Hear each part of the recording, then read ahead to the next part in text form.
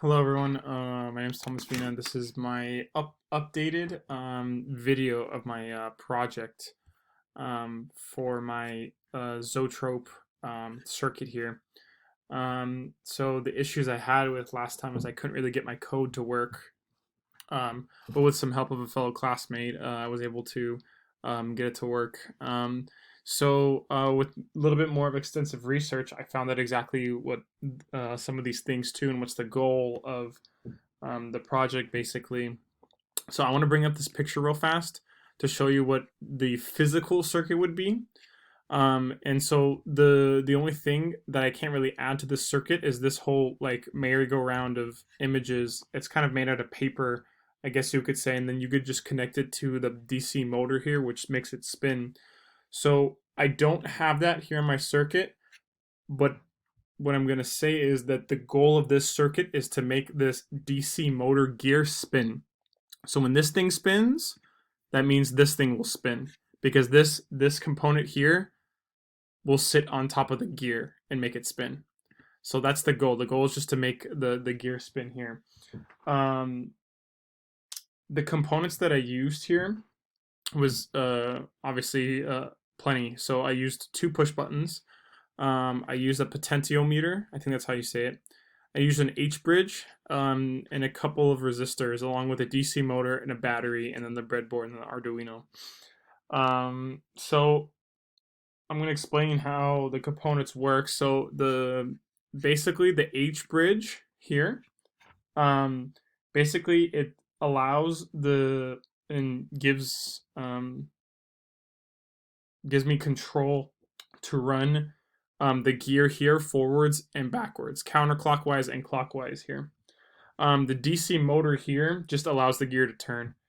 The potentiometer, which is here, is basically a resistor, and it's kind of like a control for me a little bit, because what it does is I can adjust the voltage drop that goes through this, and when I turn it, whoops, sorry. I'm going to start it for you in a second, but when I turn it, it will either increase the voltage or decrease the voltage. And when I increase the voltage, the gear will spin faster. And then when I decrease the voltage, the gear will spin slower. I'm going to show you just that in a second. But the last thing basically is our push buttons here. So this left push button will essentially allow me to turn on and off the gear here that'll start spinning. The push button on the right here will basically allow me to switch between spinning the gear clockwise and spinning the gear counterclockwise. So what I'm going to do is I'm going to start the simulation. So right now it says there's no RPMs right here, but once I hit this button right here, it's going to start spinning. Now it doesn't spin, interestingly enough, it doesn't spin at a constant speed, although it stays within a certain speed range. So I can, using this lever here on the potentiometer, I can increase the voltage, which will make it spin faster. So if I put it at 12 o'clock, here you'll see that it's spinning faster. And I can decrease it when I put it back to, like, let's say 3 o'clock here. And it goes down. So if I want to stop the gear from spinning, I just have to press this one again. Now if I want to change the direction of the spin, I just hit this button while it's on. So when I hit it here, now it's going the opposite way, as you can see. So, and then all I need to do is change it back to the clockwise direction, and then I can just turn it off here. So now I'm going to talk to you a little bit about my code. Essentially, one of my problems in my code earlier was just not having a semicolon, particularly at this point here, which I was able to fix with some help. So with my code here, right now I started off by pretty much making some integers and defining some constants for the pins that are connected to the H-bridge and then to the Arduino. So that's what basically this part is here. This part is here is basically for the push buttons, and I'm calling them switches here because, and then I'm also defining where I connected them here in the Arduino. So pin 4 and 5 on the Arduino here. For the potentiometer, I'm just saying it, I connected it to the A0 terminal right here. Next, for this kind of part of the code, basically I'm just defining each of the integers here, just basically defining the values in the switches for here and here, and then even in the motor as well.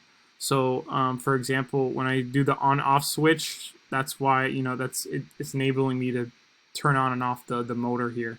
And then also its direction of spin with this push button here. Basically connecting the push buttons, the controls to the DC motor here. Now the loop here, the void setup here, this part, I'm basically defining with each pin mode I'm scrambling my words. Basically, I am defining which integer is an input and an output here. So, and then down here, I'm just turning the motor off initially when I need it to, and also turning it on. For the void loop, basically, I'm just putting all the cases in which it could happen when I start the simulation. So I can start the motor, I can raise the speed of the motor, I can decrease the speed of the motor, I could also switch the direction of spin on the motor, and also start and stop the motor here. So that's my if, then, and else pretty much cases. That kind of covers this whole thing. I didn't really go into this extensive research on exactly how each of these codes of lines work, but I basically got the gist of it, and then at the end, I just, end the loop, which is, the whole process of making it spin. So, yeah, this is my project. It's actually kind of interesting now that I understand it a little bit more, and it was actually kind of fun being able to make it work. So thank you for listening to my presentation. I appreciate it. See ya.